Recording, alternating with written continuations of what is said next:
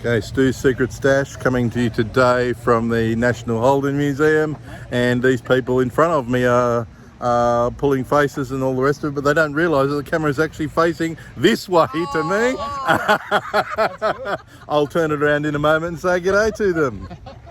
So we're at an all-American day at the National Holden Museum in Coffs Harbour. For all things motoring, classic, performance or prestige, you'll find it all on Stoo's Secret Stash. Stoo's Secret Stash.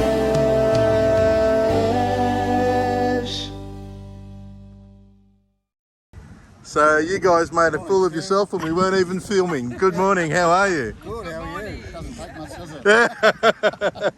it? So you're brandishing your car outfits, Advanced Motoring Club and Corvette and so forth. Are you in a Corvette today? Yes, the blue. You're in the blue Corvette over there. We'll go and have a look at that a bit later. Yep. And yeah, so tell me, why a Corvette? What makes a Corvette so good? Well, I had a different car and someone offered me a lot of money for it, so I sold it.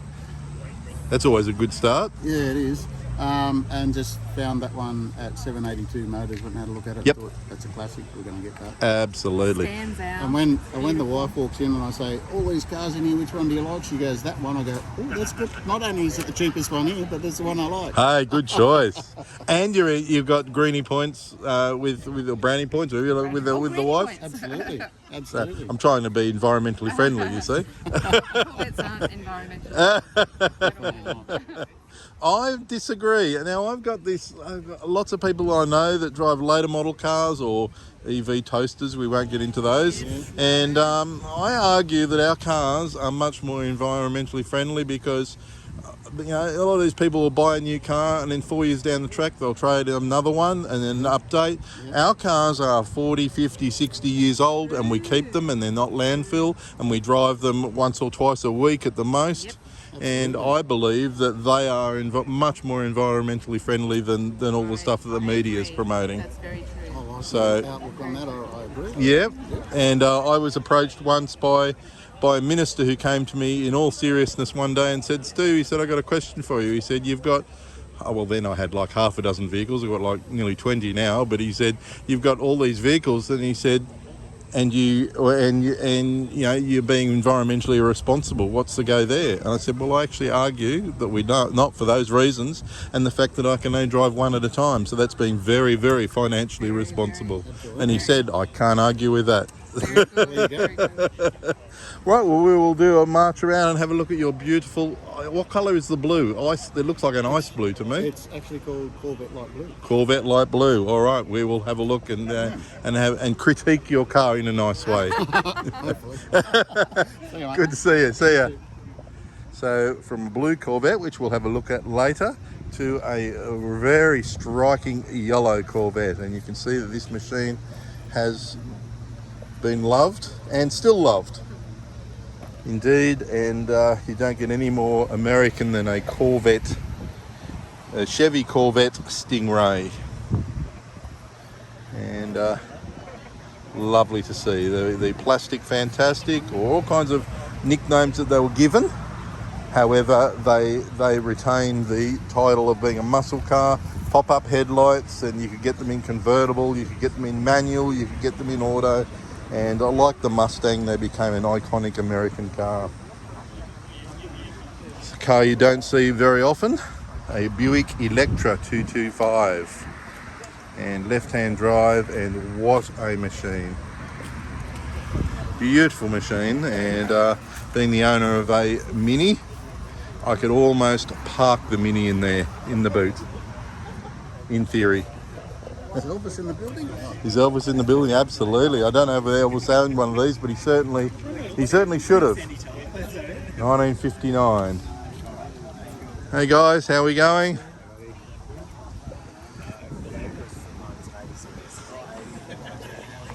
A Chevy, Ute, GMC, or what do you call it?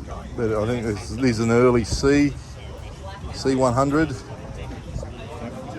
And look at the finish there of the billet parts and a supercharger bolted on as well. So she's a very much loved resto modded machine. I'm back again. Hey, Stoo. We keep meeting. Yeah. There's a car meeting on. We better go to it. Yeah, for sure. For sure.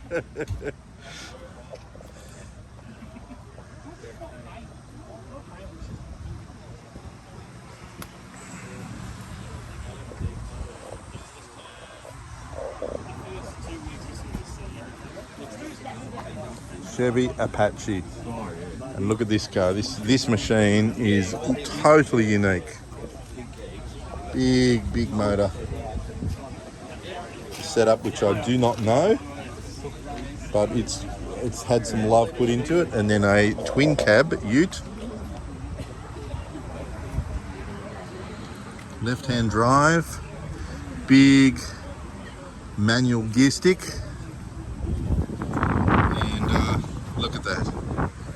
And I do know this vehicle has been engineered, and I do know that we are looking at right here the fuel tank of this machine, or fuel tanks of this machine. So so totally unique and beautifully put together, and it's what this passion is all about. As we're talking, we can hear other cars going past or arriving. Someone's going for a run. I'm not sure what the car that is. We've got a Mustang Coupe, about a 67 Mustang Coupe, right-hand drive, T-bar auto, and a 289 V8. And then we've got a Ford Mustang Mach 1. And as we're talking, someone's coming up here in a machine, and it looks like it's a T-bucket.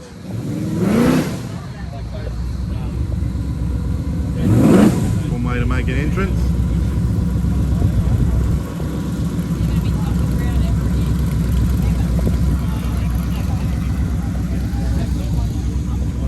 Ford Mustang Boss 302.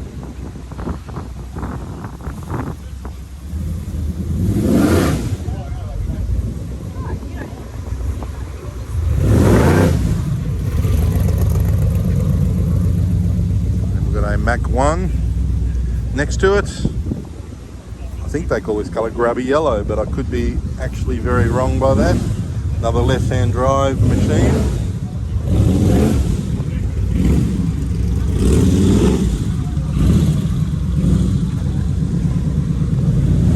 .351 with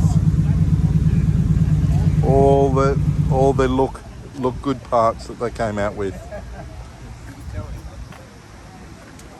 And similar shape, the same shape again. It's not often you get three in a row, but that's what we've got here today, folks. All left-hand drive, all different specs, but how often do you see this Mach 1 shape together?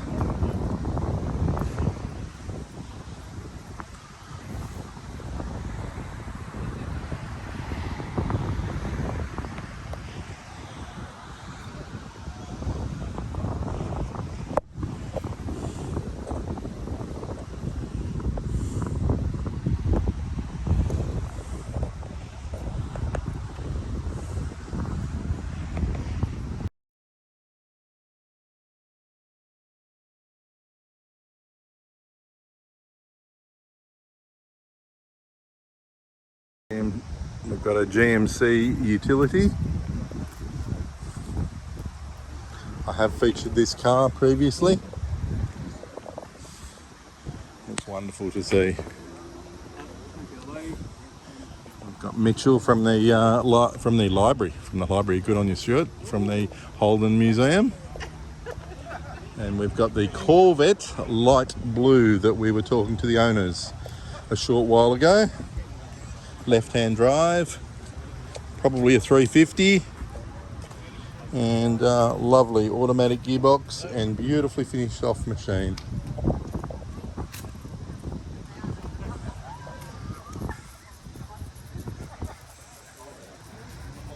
And another Buick. We've got a few Buicks here today. And that's great to see.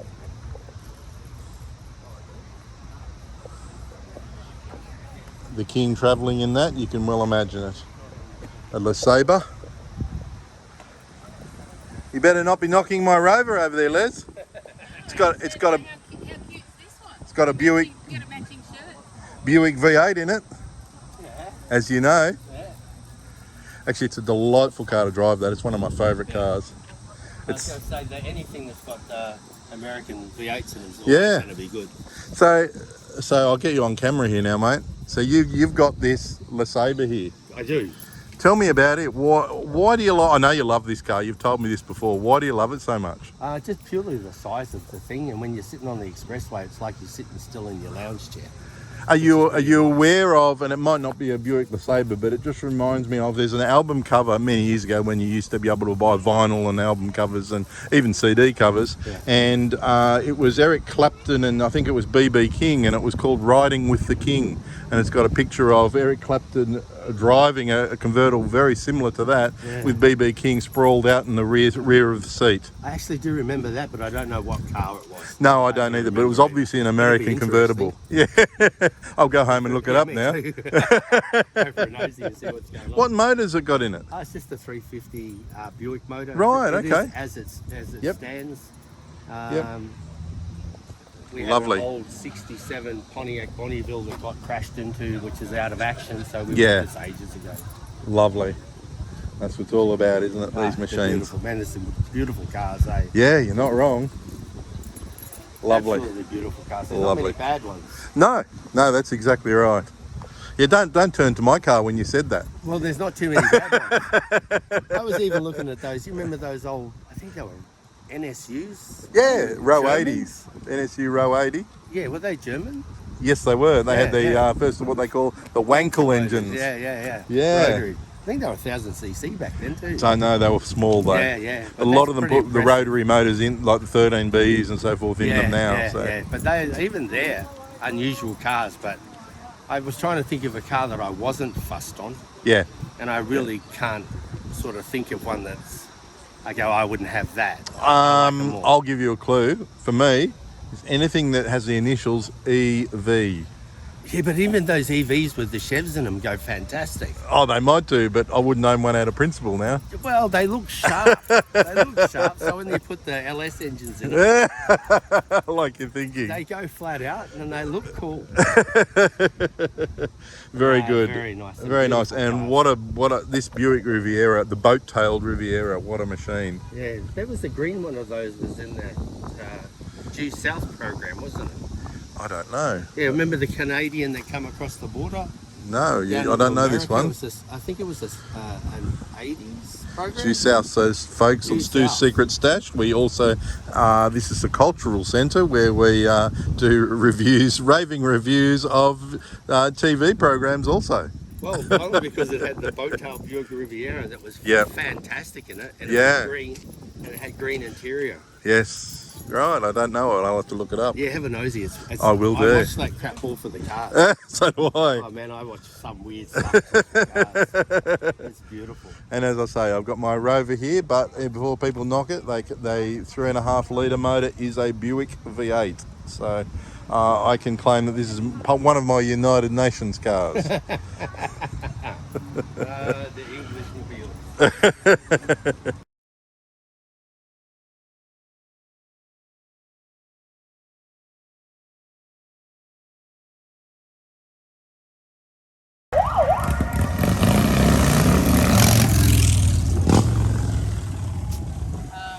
That is pretty cool. He's being the villain. And I missed that when they came up the first time, when I realised what was going on.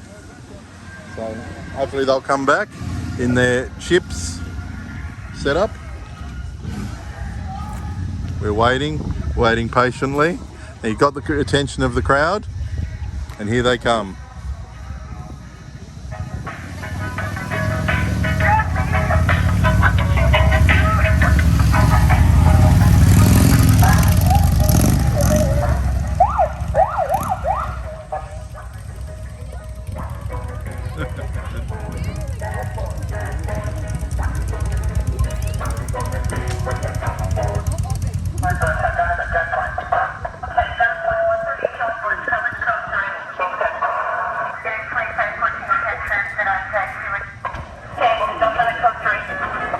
And there he is, folks. He's the long arm of the law.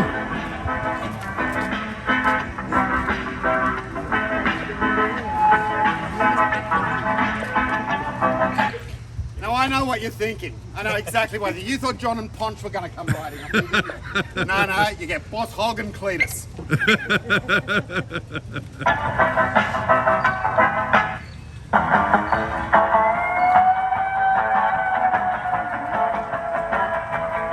I got a star on my car and one on my chest, a gun on my hip to the right to rest. I'm the guy who's the boss on this highway, so watch out what you're doing when you're driving my way.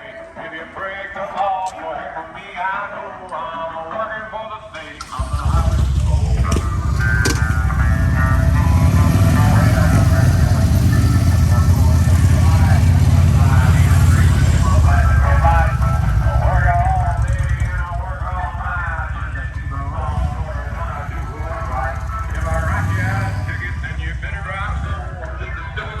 job on the highway patrol. I'm the highway patrol, the highway patrol.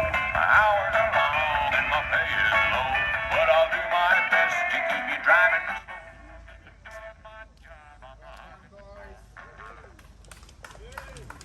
Well done, well done. Got our attention. Just a bit of fun. Absolutely. And that, folks, has just about summed it up. We've reached the end, and I have actually missed a Ford Mustang convertible just turning up now.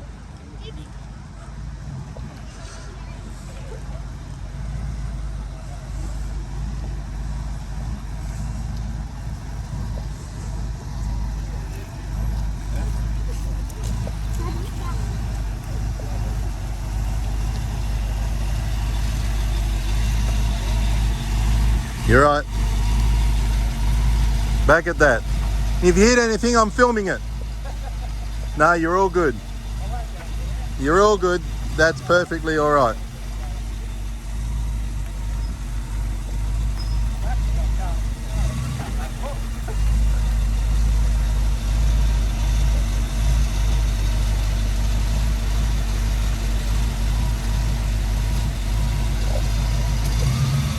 Well done, and I can't even pick fault with you on the screen here. You've done a good job.